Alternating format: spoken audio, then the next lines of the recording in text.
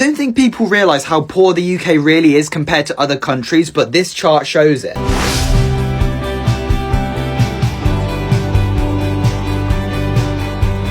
What the fuck is the UK right now? Something like 86% of people in the UK who are working have less than £1,000 in savings. Yeah. I mean, 86% of working people is about 44 million people in the UK have less than £1,000 in savings. Like, that's legit. It's so crazy. But what really scared me is another report came out that said 1 in 2 adults were financially illiterate. That's 50% of the population, and that includes teachers as well as parents, which is so scary. Just another reason we're leaving this country. I'm using the income that I've paid tax on to buy fuel that I pay tax on, to put in a car that I pay tax on, to drive on a road that I pay tax on. I've had enough. Sydney. And I said Sydney, not Sydney. Why are you fucking taking more money off of me and doing less? We put our garden waste out for the council to take away a couple of weeks ago there. They didn't take it away, and there was a sticker on it saying, oh, by the way, you need to go to this website now and pay for us. We're now charging for you to take away garden waste. And I'm like, what do you mean you're now charging? Don't fucking start that shit. Don't fucking...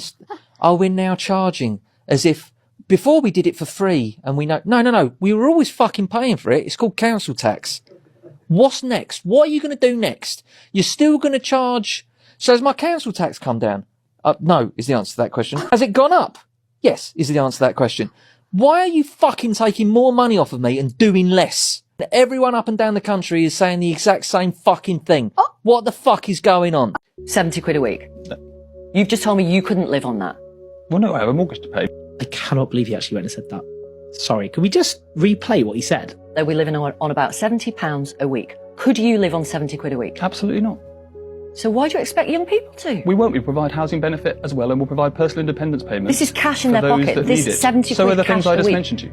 So are the things I just mentioned to you. That's how the benefit system works. If people need help with their rent, they receive that as well. If they need support with a disability, personal independence payments is there for that as well. So to buy food, to pay bills, yes, 70 quid a week. You've just told me you couldn't live on that. Well, no, I have a mortgage to pay. He actually responded with, well, no, I have a mortgage to pay. I'm gobsmacked, honestly. It's rare that happens. He may as well have just come out and said, no. You need to understand, this is only meant to hurt the plebs, the hoi polloi, the riffraff. His tone is grating enough, a tone used when justifying slashing £5 billion worth of support from disabled people, from people who are sick, from the most vulnerable people in our country, some of whom are set to end up losing £6,300 a year. The sheer arrogance, the contempt oozing from every... Welcome back, everyone, to Blighty Blighted. The blight just keeps getting worse. Now, I'm not a fan of Americanized words like broke, but since it's so popular now, I'm going to use it for us Brits.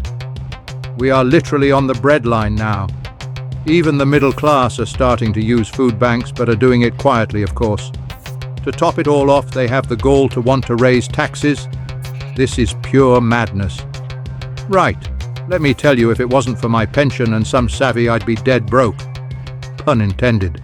What I'm about to share is absolutely shocking. I had to totally humble myself, completely humiliated, if I'm honest. I had to go to a food bank and ask for some help because I'm absolutely skint.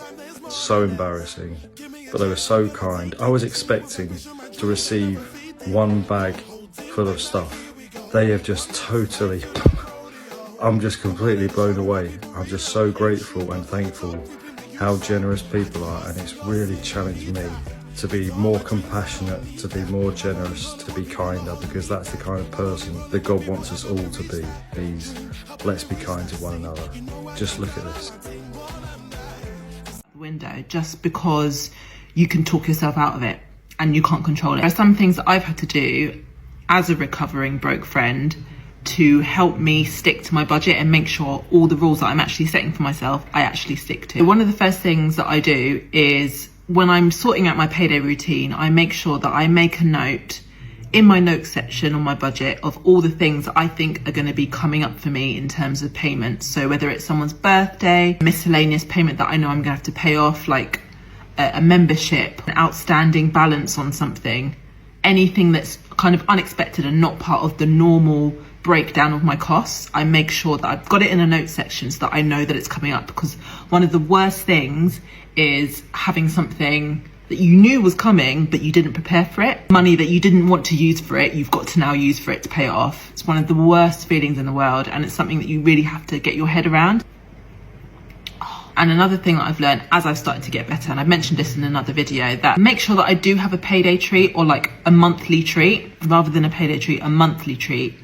But I tend to make sure I only treat myself to it once I know that I've got money left over towards the end of the month, or I've got some money left over from last month.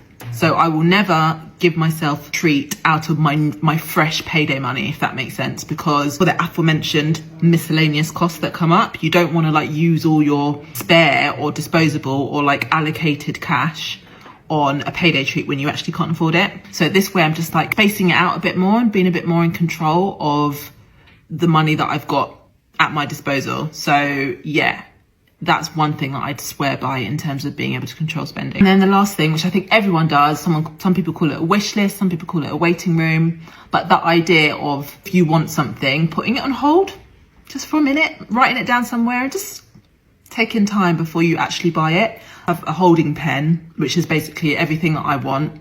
I write it down in my notes app or on my budget spreadsheet. So anything that I kind of know that I'm going to want, but I just want to make sure I've got the money for it before I buy it, it stays in the holding pen.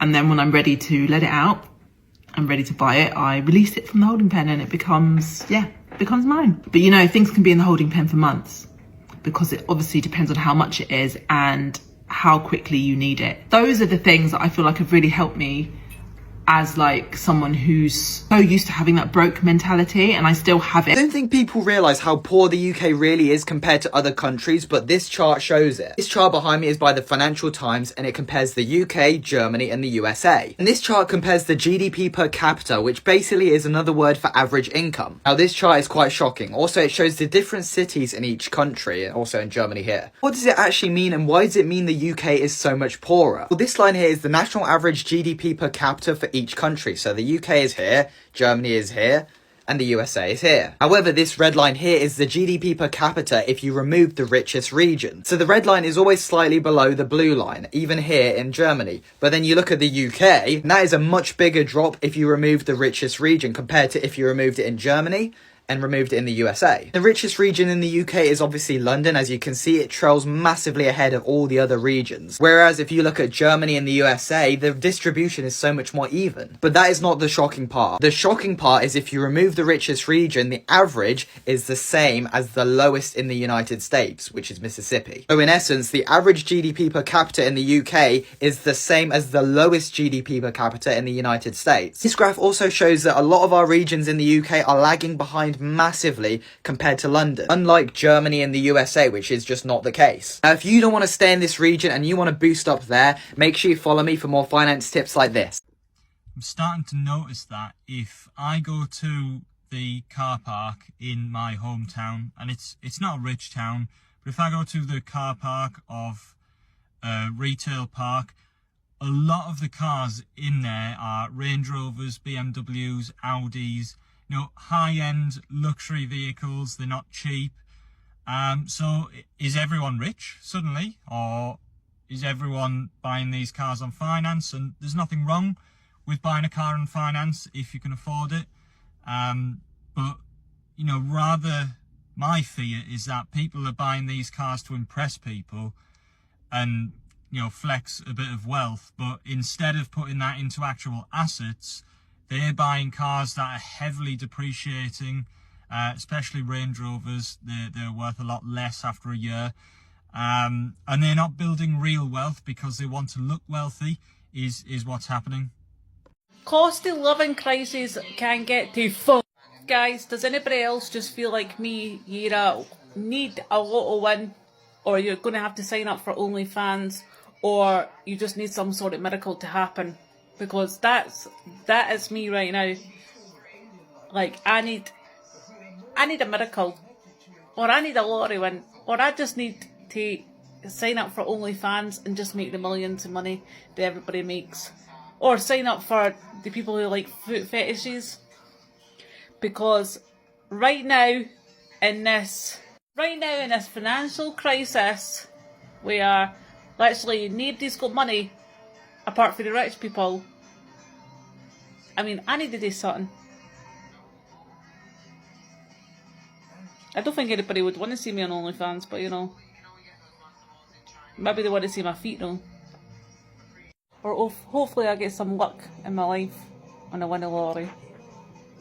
The British culture is keeping us broke. We're all too nice to talk about money and open up about our finances, yet we're so cocky when it comes to not learning about it. There is literally no in between. We're either too cocky when it comes to talking about money, so we don't do it even though we're not great at it, or we're just too scared to open up about our finances because it's not talked about in our culture. It seems like everyone thinks you should just have it all figured out and know your way to financial freedom, but that's just not the case in the UK, and it's really hard to even build wealth in this country. Money is taboo when we go to the restaurant, money is taboo when we talk about rent, money is taboo when we talk about it when we're in a couple. It's just not talked about enough and not educated enough, so people just don't talk about it at all. And we used to just be able to get away with it because the cost of living was actually okay, but now it isn't, and you have to learn about money, otherwise you are just going to fall behind and get trapped in this country of just living paycheck to paycheck, and you don't deserve that. Now is literally the most important time to learn about personal finance, learn about investing, learn about budgeting, and learn about saving money, because unfortunately no one is coming to save you anymore. The onus is on you now, and the sooner you realize this, the sooner you will get out of the hole you are in now. So if you want to learn more about personal finance, budgeting, saving, investing, follow for more, but also go on YouTube, listen to podcasts, watch videos every single day on the topic, watch other creators on this app, and you'll watch your personal finances skyrocket, trust me. Why is the UK actually batshit crazy at the moment? Like, I feel like I don't do anything. I don't go out, I don't drink, I don't have any hobbies. All I do is breathe and eat. And at the end of the month, I've spent thousands of pounds. Like, the sun has been shining for months and it's actually still so depressing. I feel like, yeah, every time I go and buy something, I do a double take and I'm like, swear that was 60 pence cheaper last week. Now it's like more expensive. Go and buy a coffee. Apparently it's £3.60 for a coffee now. About the same price as Geneva, one of the world's most expensive cities. I live in the north of England. The salaries here do not match the salaries in Switzerland, I'll tell you now. And I just feel like it's not sustainable for anyone.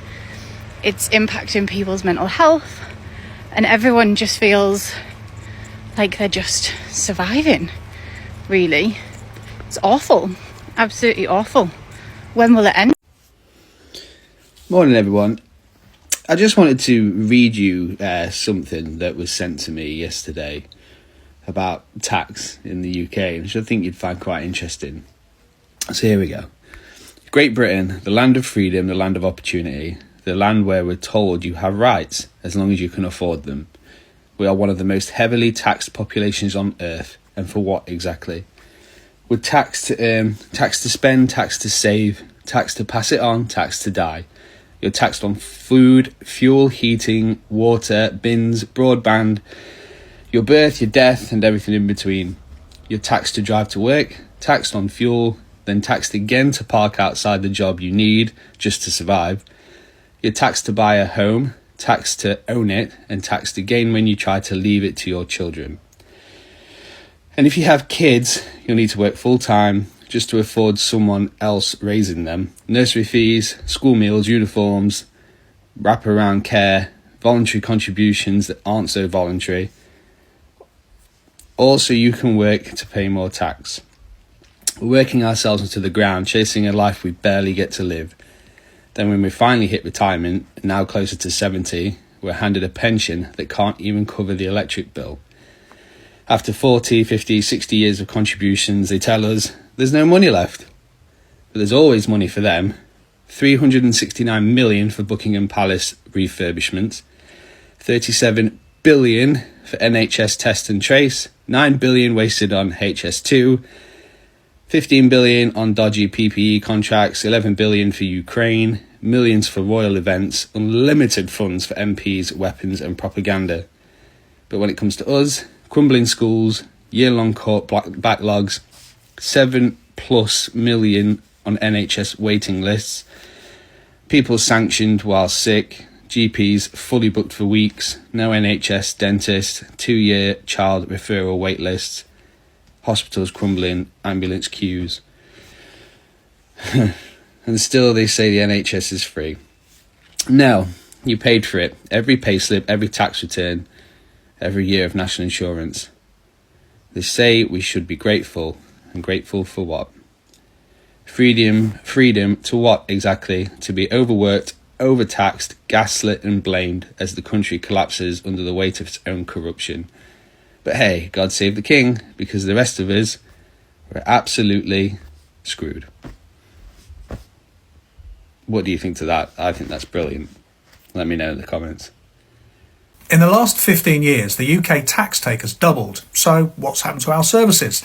Let's break it down. Back in 2010, the government took in just over £500 billion in tax revenue. Fast forward to forecasts for next year, and that figure's expected to hit £1 trillion. That's double the money flowing into government coffers in just a decade and a half. So what explains that doubling of tax? It's not economic growth. Even the communists currently in number 10 have had to admit the economy is flatlining, either shrinking or crawling forward at best. So is it more taxpayers? Well, hardly. If anything, we've got fewer. Since Starmer and his band of policy kleptomaniacs arrived, it's not just the wealthy who've started leaving. It's ordinary, hard-working people earning slightly above average. They're fed up, pouring cash into a system that leaks faster than a Thames Water spreadsheet. Well then, surely we must be seeing better services, right? Double the tax, double the benefit. Across the board, NHS, schools, transport, policing, councils, services have been cut, reduced, closed or slapped with new charges. If this were a private business, the exec team would have been sacked years ago and the operation shut down. But because it's government, the decline is funded by force. They take more and deliver less. We're not customers anymore. We're shareholders in a system we can't sell, can't leave and can't question. Bro, what the fuck is the UK right now? So I have a gym membership and it's going up in price again. I've literally been with this gym for less than 2 years and it's gone up by at least 1/3. Like, I kid you not, when I first started the gym, it was literally 19 quid and now it's 30. Like, what the fuck? Like, the worst part of it is the gym fucking stinks as well. It smells like fucking Bigfoot or some shit. And the equipment, every time I go in, is always out of order. Always out of order. Like, what am I even paying for? Like, why is everything going up apart from our fucking salaries? Give us a break. Give us a fucking break. I go to the shop and it's gone up again. Something's gone up again. Every time I go in, something changed price. Like, it's insane. Like, my cat's Licky Licks is now like... I could get it for 99p and now it's like 140. Right, I'm tired. When are the aliens coming in and abducting us? Hurry up, please. Thank you. Bye. Does anyone else just feel like the UK is a really depressing place to live right now? I feel like everyone I know is working 2 jobs, killing themselves and never seeing the family. It's taking a toll on their relationship. I feel like we work so hard to just have nothing to show for it. We tried to make a sensible decision when my old car needed to be sold, in that we would sell that and whatever money we made from that we would just buy a new car. So I sold it for £3,000. We bought a really cheap car that was $2,000 and we did some work to it to get it up to spec. The idea was it would last us a year or 2 and then hopefully we'd save up for something better. We're now 4 or 5 months down the line and that car's broke down and it's got to be scrapped. It's just done. We officially have no savings left. I literally have £26 in my bank account until payday, which is still like 3 weeks away. We're just at the point where we're exhausted. I'm sick of worrying about money. I've had 4 nights now where I've just not slept because I've laid there thinking, how are we going to pay this? How are we going to pay this? And I'm like, do you know what? Life's too short. I honestly am at the point where I just can't be bothered. For years now, we have slogged and worked and worked and worked to the point where we've been able to buy our house, which we love. But actually now we've got this house, we can't afford to decorate it. Look at this wall. I'm worrying about the financial burden of nursery, after school club and stuff like that for our other children. I'm worried about going back to work in a couple of weeks because I'm like, how am I going to juggle my children and my job and everything else? I feel like we've ended up in a culture now where everyone has a mortgage or rents, everyone has a car on finance, everyone has credit cards, everyone has loans, everyone has a phone on a contract. Like, we own nothing. I feel like it's getting to the point where it's impossible to own anything. You have to buy a house on a 30-year mortgage now, otherwise it's just impossible to buy one. If you're buying a car, the finance now options are like 5, 6, 7 years because cars are like 25 grand for a second-hand car. Phone contracts used to be 25 quid a month, they're now 60, 70, 80 pounds a month. It's just insane how much things cost. I'm kind of like at the point where I'm like, I'm just going to join that club. So I'm sick of doing things the right way. The fact that we work so hard to own nothing, and it's just not doing us any favours. We're still in a crap position. So we're going to go car shopping today. We're probably just going to pay for it on PCP or hire purchase. We work bloody hard and we deserve to have something reliable, comfortable and safe for our children. Now everyone hang in there and I will see you on the next video.